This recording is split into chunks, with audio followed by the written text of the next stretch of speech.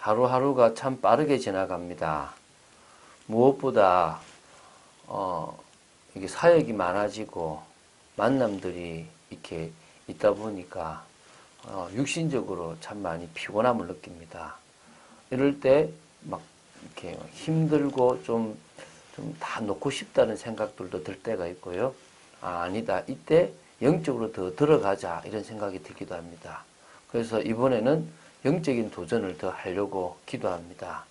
하나님은 우리가 이 모든 육신적인 환경과 얽매이는 모든 것들을 넘고 그래서 우리가 진짜 믿음으로 더 성령의 능력 속으로 들어가기를 원하실 것입니다.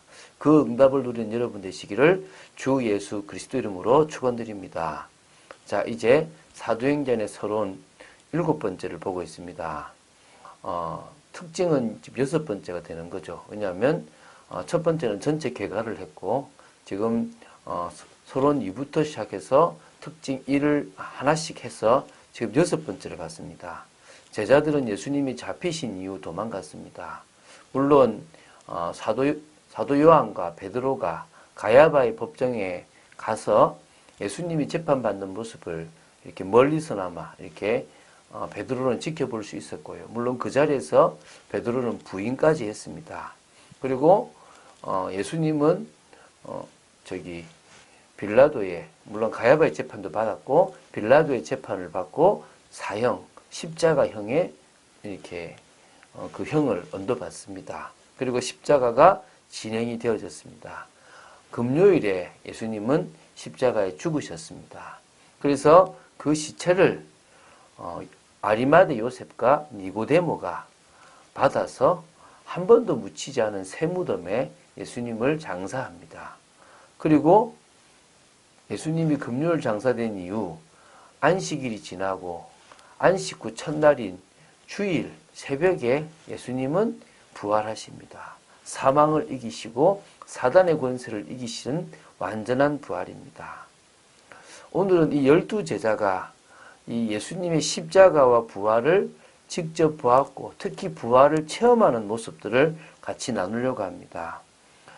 예수님께서 부활하신 이 부분에 대해서 사복음서가 다 다루고 있지만 특히 이 요한복음에서는 예수님이 제자들에게 믿음을 보여주시기 위하여 믿음을 주시기 위해 직접 손과 옆구리를 보여주시는 모습입니다. 요한복음 20장 19절에서부터 29절 말씀을 같이 보면서요. 이 속에 숨겨져 있는 또 우리가 보아야 될 부분들을 보고요. 제자들이 이 체험들을 통하여 마음속에 믿음이 생기기 시작했다는 것들을 봐야 될 줄로 믿습니다. 제가 요한복음 20장 19절부터 제가 읽습니다. 이날 곧 안식 후 첫날 저녁 때에 제자들이 유대인들을 두려워하여 모인 곳의 문들을 닫았더니 예수께서 오사 가운데 서서 이르시되 너희에게 평강이 있을지어다. 자, 지금 예수님이 부활하신 안식 후 첫날, 그 첫날 저녁에 제자들이 유대인들이 두려워서 이제 모였습니다. 이 새벽에 베드로와 요한은 예수님의 시체가 없는 무덤을 확인했습니다. 막달라 마리아와 마리아는 예수님을 만나기도 했습니다. 그 이후에 지금 이 밤에 제자들이 모였다는 건데 저녁에 그때 다 문들이 닫혀 있는 그곳에 예수님이 지금 들어오셨습니다.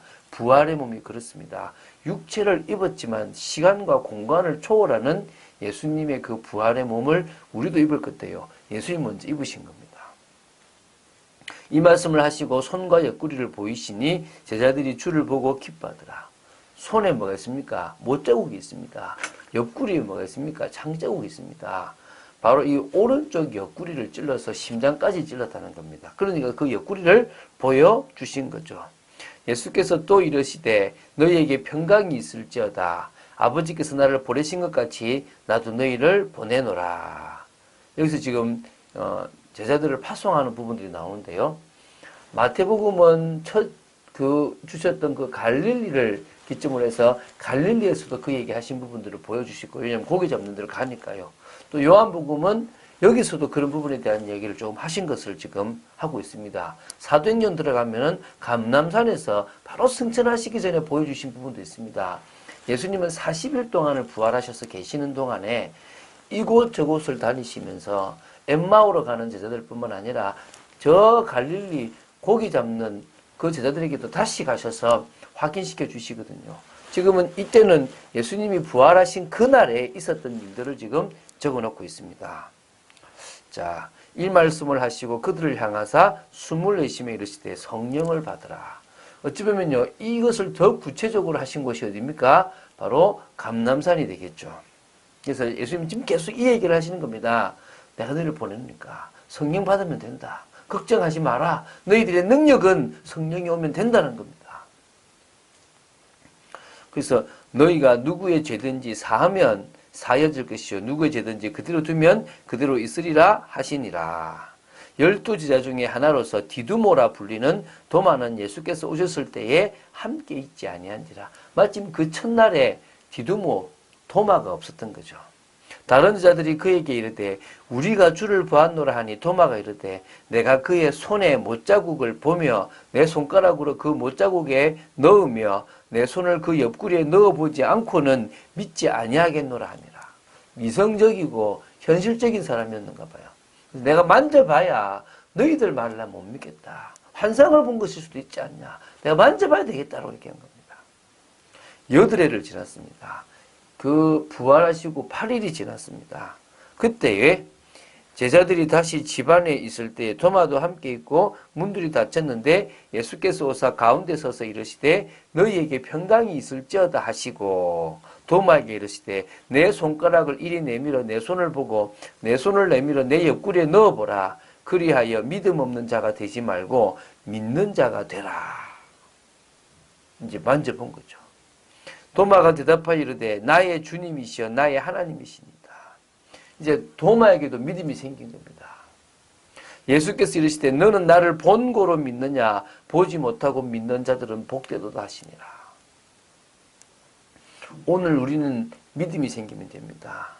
예수님의 못 박히신 손과 창, 그 창으로 찔리신 옆구리, 다시 말하면 못 박히신 손과 창으로 찔리신 그 옆구리를 주님은 보여주셨고 또 제자들은 그것을 통하여 그분이 바로 예수님이고 진짜 메시아 그리스도이심을 알게 되었습니다. 오늘 우리도요 부활하신 주님을 만났습니다. 그 부활하신 주님이 성령으로 우리 안에 거하시며 우리에게 은혜를 주셨지 않습니까?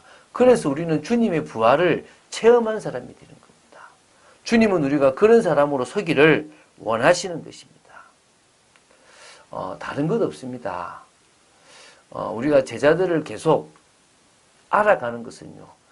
이런 제자들, 흔들리고 낙심했지만 말씀 속에 거하고 또 주님의 부활을 보고 믿음이 생긴 그 제자들이 성령의 능력으로 말미암아 완전히 변화되어 전도자가 되어 그들을 통하여 복음이 지금의 이 우리나라 또 지나서 땅 끝까지 가고 있다는 사실을 우리는 알고 믿어야 할 줄로 믿습니다.